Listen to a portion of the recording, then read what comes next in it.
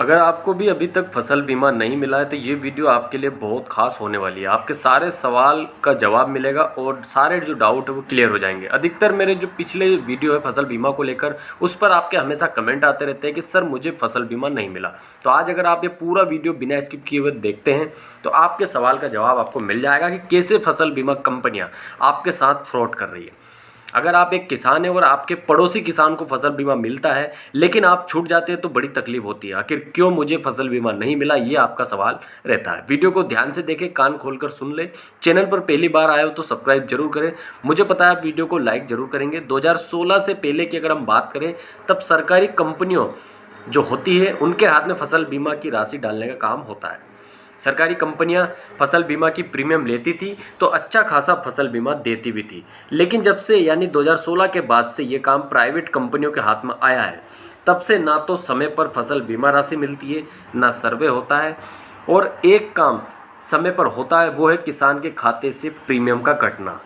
ऐसी क्या मजबूरी है इन प्राइवेट कंपनियों की जो प्रीमियम तो जमकर लेते हैं लेकिन जब बारी आती है किसानों को देने की तो पीछे हट जाती है कंपनियां। आपकी आंखें खोलने वाला ये वीडियो होने वाला है, इसलिए बिना स्किप किए इसे पूरा देखें। जमाना कितना भी डिजिटल हो जाए या सरकार, लेकिन किसानों को प्राकृतिक आपदा से कोई नहीं बचा सकता, ना उनकी फसल को कोई बचा सकता है। केंद्र सरकार जब फसल बीमा को लेकर कई बार जागरूकता अभियान चलाती है, लेकिन इन प्राइवेट कंपनियों का ऑडिट क्यों नहीं करवाती? आखिर ऐसी कौन सी मजबूरी है? तो आइए इन आंकड़ों से समझते हैं कि फसल बीमा कंपनियां प्रीमियम के रूप में आपसे कितना पैसा लेती है और जब देने की बारी आती है तो कितना देती है। सबसे पहले तो आप स्क्रीन पर देखिए कि कैसे फसल बीमा कंपनियों ने 57 करोड़ रुपए किसानों से बचाए हैं। कैसे इन बीमा कंपनियों ने 57 करोड़ रुपए प्रधानमंत्री फसल बीमा योजना में इंश्योरेंस पॉलिसी के नाम पर लिया है और बचाया है, किसानों को दिया ही नहीं है।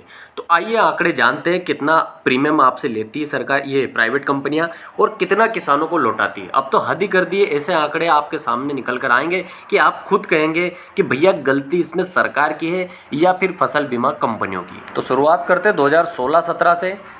प्रीमियम के नाम पर 21,949 करोड़ रुपए आपसे लिए गए, यानी किसानों से काटे गए। पैसा कितना लौटा है क्लेम के रूप में? 16,826 करोड़ रुपए। चलो ठीक है, यहाँ पर थोड़ा बहुत अंतर है, आंकड़े सही जा रहे हैं।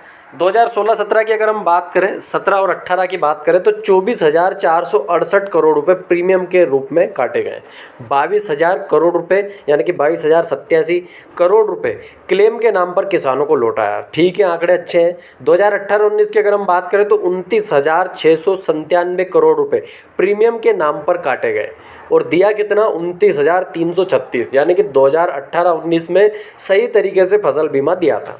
2019-20 की अगर हम बात करें तो 32,362 करोड़ रुपए प्रीमियम के नाम पर काटे गए और दिया कितना? 27,372 करोड़ रुपए। 2020-21 में आंकड़ा 31,689 करोड़ रुपए काटे गए और दिया कितना? 20,771, यानी कि जो डाउनफॉल शुरू हुआ 2020 से।